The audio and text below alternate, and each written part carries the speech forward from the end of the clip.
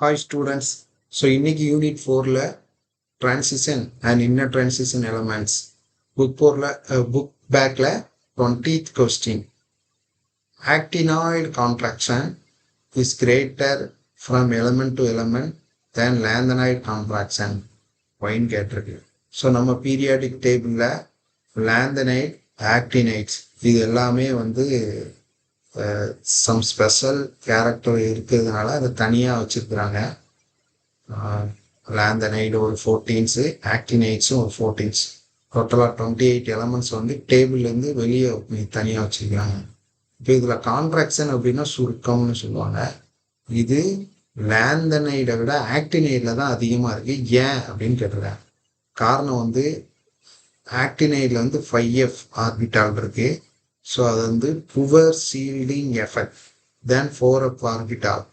So 4F orbital வந்து lanthanide. So அதை compare பண்ணும்போது 5Fக்கு வந்து புவர் சீல்டிங் எஃபெக்ட். இதனால தான் அட்டாமிக் ரேடியஸ் வந்து சின்னதாயிரும். ஸோ இதை அவங்களுக்கு கிளியராக சொல்கிறதுக்காக ஒரு ஸ்ட்ரக்சர் காட்டுறேன். இப்போ இந்த ஸ்ட்ரக்சரில் பாருங்கள், நியூக்ளியஸ் இருக்குது. இந்த நியூக்ளியஸ் வந்து செல்லு கொடுத்துருக்குறாங்க. So first cell inner F cell, அடுத்தது அவுட்டர் எஸ் எலக்ட்ரான். இதுக்கு நடுவில் 3 ரிங்கு கொடுத்துருக்குறாங்க.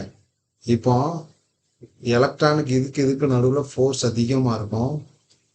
அதனால் அயானிக் ரேடியஸ் வந்து ரொம்ப கம்மி. அயானிக் ரேடியை வந்து ரொம்ப லோவாக இருக்கும். ஏன்னா நியூக்ளியஸுக்கு பக்கத்திலே இருக்கிறதுனால. இப்போ இதுக்கு நடுவில் ரெண்டாவது பார்த்தீங்க அப்படின்னா இதை கம்பேர் பண்ணும்போது லோவாக தான் இருக்கும். ஏன்னா கொஞ்சம் டிஸ்டன்ஸ் அதிகமாகிடுது. ப்ளஸ் இந்த ஷீல்டிங் எஃபெக்டும் இருக்குது. அதேமாரி இதை கம்பேர் பண்ணும்போதும் அப்படி தான் ஷீல்டிங் எஃபெக்ட். இது புவர் ஷீல்டிங் எஃபெக்ட் அப்படிம்பாங்க.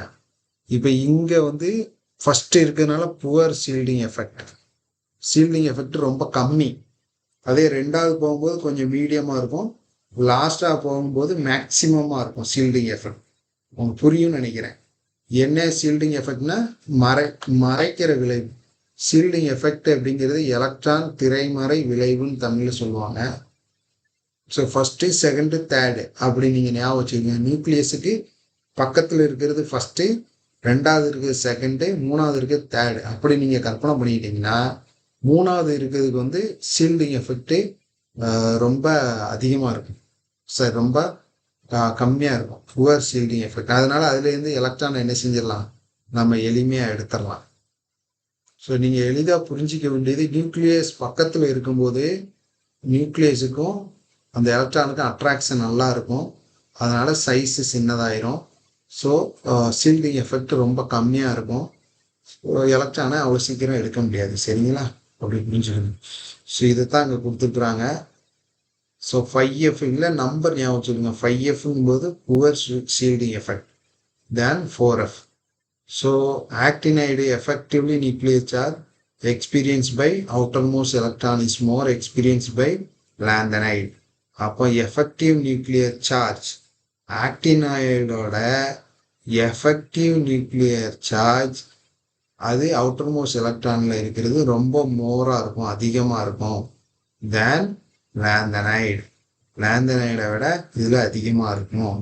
அதனால் கான்ட்ராக்ஷன் சுருக்கம் நடக்குது. ஸோ இதனால தான் ஆக்டினைடு வந்து சோவர் எலக்ட்ரான் கான்ட்ராக்ஷன்.